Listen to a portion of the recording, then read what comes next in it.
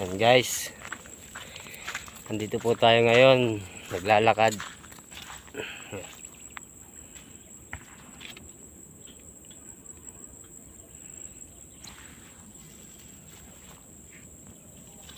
Bali magbabantay po tayo uli ngayon ng bako. Kailangan po natin medyo bilis-bilisan at didilim na po. Ito nga po pala yung pagkain natin, naka-plastic sa may pinggan. Andito po tayo ngayon sa malapit sa ilog, naglalakad. Malayo-layo po yung nilalakad natin. Nandun pa po tayo galing, oh. Yan. Sa pinakadulo ng bahay, yan, may mga bahay dyan, oh. Yan, to. Pinakadulo pa nun. Doon po tayong galing.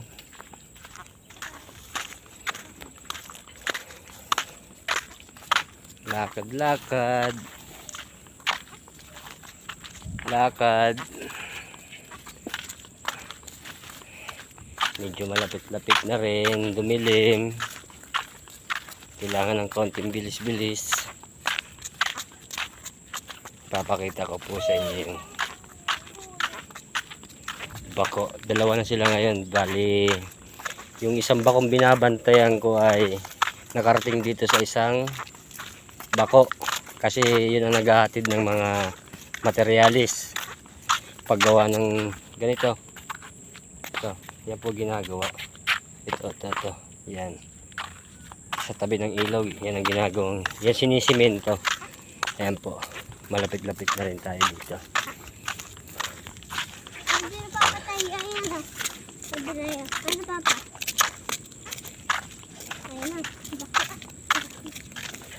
Ayun. Kikita na natin. Medyo maabutin pa yata tayong dilim. Kailangan makaaga rin tayo kumain. Kapag yan tayo matulog.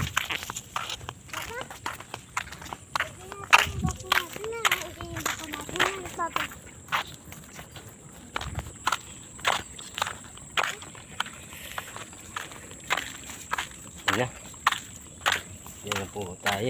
Ayan po yun. Ano? Hindi po masyadong kita yung kamay ng bako. Lapit-lapit tayo.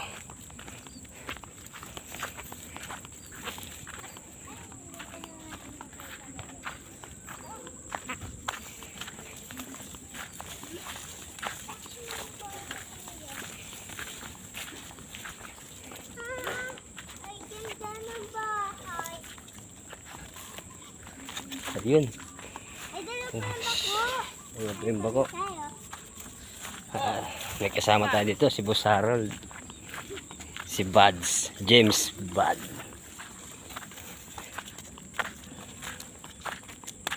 James Bud!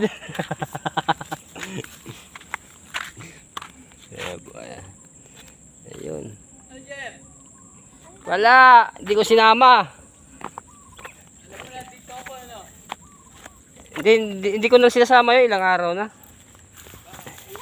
Wala kami natutulugan eh. Siya sa bako, kami sa sahig. Yan na po. Yung dalawang bako. Sarap na tulugan mo, ma'am. Sarap na tulugan mo bukas. May bahay na tayo. Yan. Naghakot na rin pala sila ng dirty ng buhangin. Ayan na. Wow, relax. Nataya ngayon.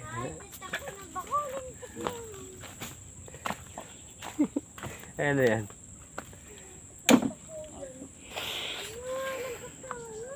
Ayun ang bako. Sana bumalik sa LG. Bakit? Yan ang pag-asa ko. Dalaw pa rin dito yung bako. O kay kuya. Arol. Ari. Ay nila tuntun. Taas ng tubig. Ganun lang kaya.